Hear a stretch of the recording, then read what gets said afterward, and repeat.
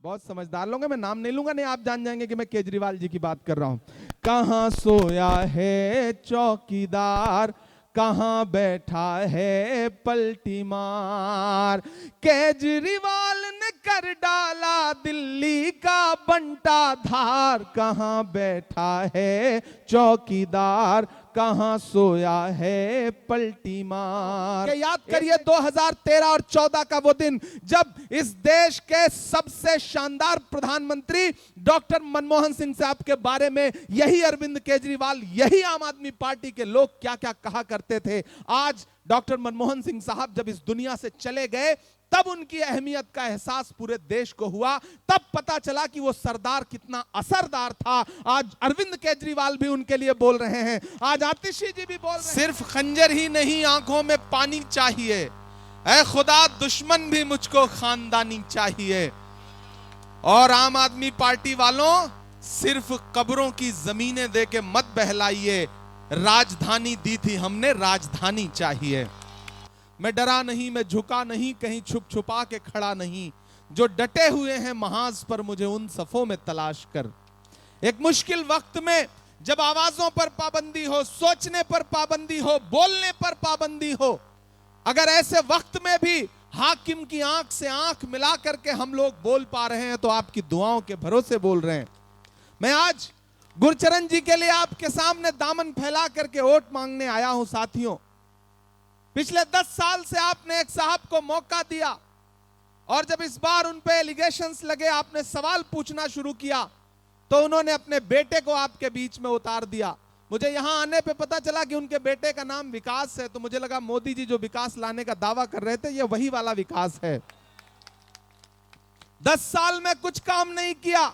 मैं इन सड़कों पे चल के आ रहा हूं, सड़कों की हालत ऐसी है कि गड्ढे में सड़क है या सड़क में गड्ढा है, आप अंदाजा नहीं लगा सकते। कोई काम नहीं किया। इन सड़कों पर चलिए अगर पैदल भी तो आपको ऐसे सफर करना पड़ेगा जैसे आप सफर कर रहे हो या आखिरी सफर कर रहे हो, पता ही नहीं लग सकता। ऐसे में साथियों, ये बदलाव का वक्त है। गुरचरण सिंह राजू जी को आप सारे लोग जानते हैं, आपके अपने हैं, आपके बीच में इन्होंने काम किया है और ये पूरा इलेक्शन आपके ऊपर डिपेंड है। आप जिस तरफ चल पड़ेंगे हवाएं उस तरफ चल पड़ेंगी, ये कहने के लिए आपके बीच में आया हूं। और मेरे अपने लोगों, मेरे अपने समाज के लोगों में आपसे खुसूसी तौर पर एक बात कहना चाहता हूं। पिछले 10 साल में आपने झोली भर भर के आम आदमी पार्टी को वोट दिया, झोली भर भर के, नहीं मांगा तब भी दिया। और उसकी अहमियत यह हुई, उसका हश्र यह हुआ कि जब दिल्ली जल रही थी, दिल्ली दंगे में सुलग रही थी, तो इस सूबे का मुख्यमंत्री अपने घर में दुबक के बैठा हुआ था। जब आपको जरूरत पड़ी तब अरविंद केजरीवाल कहीं नजर नहीं आए। मुझे यहां खूरे जी के लोग बताएं कि जब संभल में लाशें बिछ रही थी तो कोई अरविंद केजरीवाल निकला अपने घर से? नहीं निकला। कौन निकला? राहुल गांधी चल करके वहां गए उन लाशों का हिसाब पूछने के लिए सरकार से। जब हाथरस में दलित बिटिया के साथ बलात्कार हुआ तो कोई अरविंद केजरीवाल निकला? कोई नरेंद्र मोदी निकले? नहीं निकले। कौन निकला? राहुल गांधी निकले, प्रियंका गांधी निकले, उस परिवार के पास पहुंचे। जब मणिपुर में बेटियों को बिना कपड़ों के परेड कराई जा रही थी तब निकला कोई अरविंद केजरीवाल? नहीं निकला। निकले कोई नरेंद्र मोदी? नहीं निकले। कौन निकला? राहुल गांधी निकले, मणिपुर जाकर के लोगों को अपने सीने से लगाया, उनके आंसू पोंछने का काम किया। मैं आपके जमीर को झकझोरते हुए यह कहना चाहता हूं कि अगर दिल्ली में लगी हुई आग की लपटें बुझाने के लिए राहुल गांधी खड़ा है, अगर संभल में लाशों का हिसाब पूछने के लिए राहुल गांधी खड़ा है, अगर हाथरस में दलित बिटिया के लिए राहुल गांधी खड़ा है, अगर मणिपुर में बेटियों के लिए राहुल गांधी खड़ा है, अगर कन्याकुमारी से कश्मीर तक 4000 किलोमीटर पैदल चलता हुआ राहुल गांधी खड़ा है, तो फिर वोट अगर किसी बहुरूपिये को देंगे आप, तो फिर आप अपने जमीर के साथ नाइंसाफी करेंगे।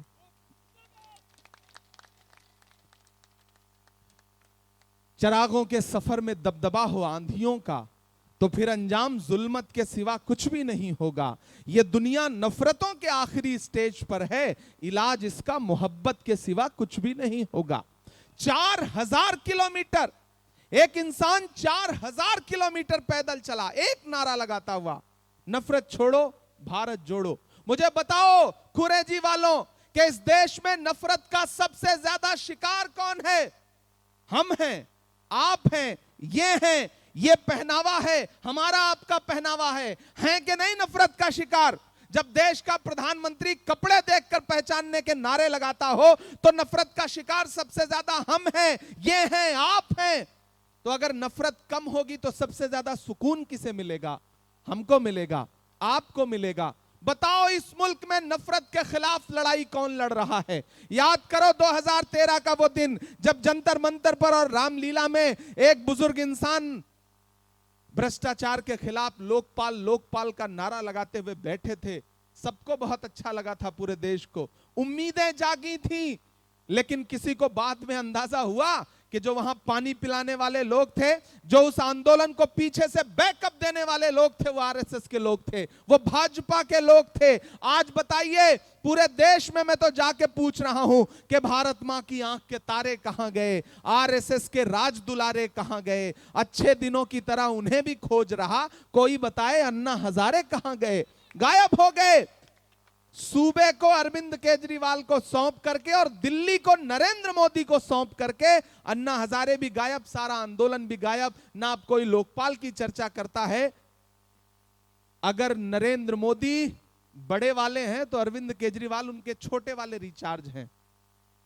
इसलिए अपने दिमाग से मुगालता निकाल दीजिए कि वो आपके हमदर्द हैं। अगर आपके हमदर्द होते तो आपके मुद्दों पर साथ खड़े नजर आते। यहां मेरी माएं बहनें बैठी हैं, याद करो गुजरात में जब बिल्किस के बलात्कार करने वालों को भाजपा की सरकार ने रिहा किया और मीडिया के साथियों ने दिल्ली के उप मुख्यमंत्री मनीष सिसोदिया से पूछा कि बिल्किस के बलात्कारियों पर कुछ बोलिएगा, तो उन्होंने माइक ऐसे सामने से हटा के कहा कि छोड़िए, ऐसे सवाल मत पूछिए।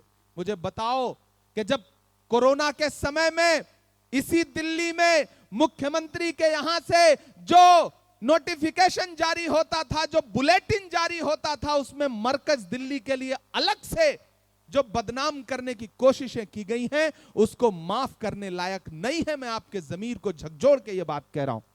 गुरचरण जी आपके अपने हैं, आपके बीच में रहते हैं। एक तरफ बग्गा जी को आपने 10 साल मौका दिया।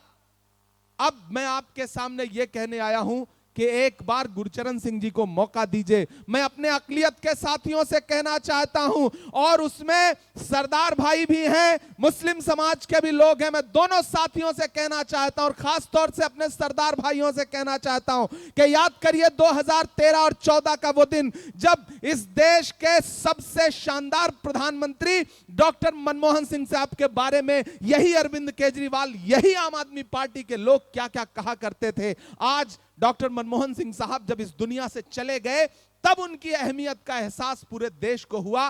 तब पता चला कि वो सरदार कितना असरदार था। आज अरविंद केजरीवाल भी उनके लिए बोल रहे हैं, आज आतिशी जी भी बोल रही हैं। लेकिन मुझे बताओ सरदार समाज के लोगों, सिख समाज के लोगों, कि इन्हीं अरविंद केजरीवाल ने डॉक्टर मनमोहन सिंह साहब के बारे में क्या क्या भला बुरा नहीं बोला, शीला दीक्षित जी के बारे में क्या क्या भला बुरा नहीं बोला।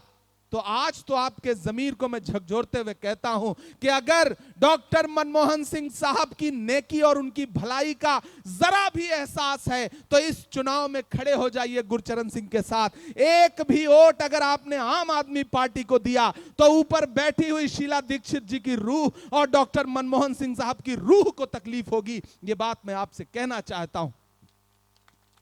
और साथियों, अब जब आम आदमी पार्टी के लोग आपके बीच में आए तो आप उनसे कहिएगा कि किसी भी मौलवी से या के साधु से न छूटेगा, मदारी के किसी करतब से, जादू से न छूटेगा। सफाई कर रहे हो तो जरा दामन की भी कर लो, हमारे खून का धब्बा है, झाड़ू से न छूटेगा। ये जो हाथ का पंजा है ना, याद करो इस बात को। और सिर्फ एक बात याद रखो, एक शख्स है जिसका नाम राहुल गांधी है। मैं उसका सिपाही बन के आपके बीच में आया हूं। मैं चला हूं उस इंसान के साथ 4000 किलोमीटर पैदल। मैंने देखे हैं उसके पांव के छाले। मुझसे मीडिया के साथी कहते थे, इमरान साहब आप तो शायर हैं, आप राहुल गांधी के साथ चल रहे हैं, क्या कहेंगे? तब मैं कहता था कि जो हर जालिम से टकराएगी वो आंधी बनाऊंगा। नए अंग्रेज आए हैं, नया गांधी बनाऊंगा।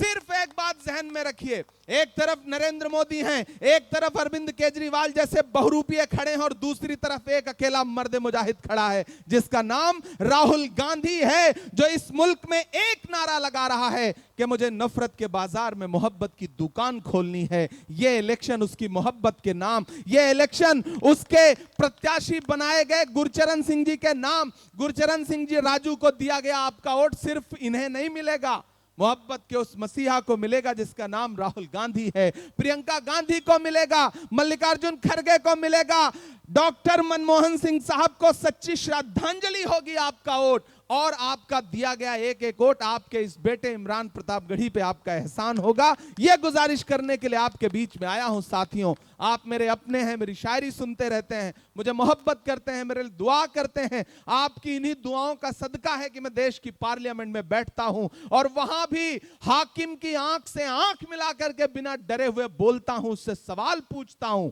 कि कहां सोया है चौकीदार, कहां सोया है चौकीदार। आप थक तो नहीं गए? पिछले 2-3 घंटे से आप सारे लोग बैठे हैं, तो मुझे लगना चाहिए कि आप थके नहीं हैं। इस तरफ जो साथी खड़े हैं और उधर भी जो लोग खड़े हैं, चौकीदार का नाम आते ही आप समझ जाते हैं किसकी बात हो रही है, लेकिन अगली बार जिसका नाम आएगा उस पर भी आपको समझ के बताना पड़ेगा कि कहां सोया है चौकीदार, कहां बैठा है पलटी मार। पलटी मार कौन है आप जानते हैं ना? बहुत समझदार लोग हैं, मैं नाम नहीं लूंगा, नहीं आप जान जाएंगे कि मैं केजरीवाल जी की बात कर रहा हूं। कहां सोया है चौकीदार, कहां बैठा है पलटी मार। केजरीवाल ने कर डाला दिल्ली का बंटा धार, कहां बैठा है चौकीदार, कहां सोया है पलटी मार। एक ने चाय बेची, दूसरे ने शराब, दोनों में कंपटीशन चल रहा है कि चाय बेचने वाला पूरा भारत बेच रहा है, इसी काम में हासिल उसे महारत बेच रहा है कि रेल बिक गई, तेल बिक गया, बिका हवाई अड्डा, सब कुछ बिकता देख के खुश हैं अपने जेपी नड्डा। कि जनता महंगाई की मारी करती हाहाकार, कहां सोया है चौकीदार, कहां बैठा है पलटी मार। खुरेजी वालों, आखिर में एक बात आपसे कहता हूं, जहन नशीन कर लेना मेरी बात को, कि जब तक शेर अपनी कहानियां खुद लिखना नहीं सीखेंगे तब तक शिकारी अपनी कहानियों में खुद को महान बताते रहेंगे।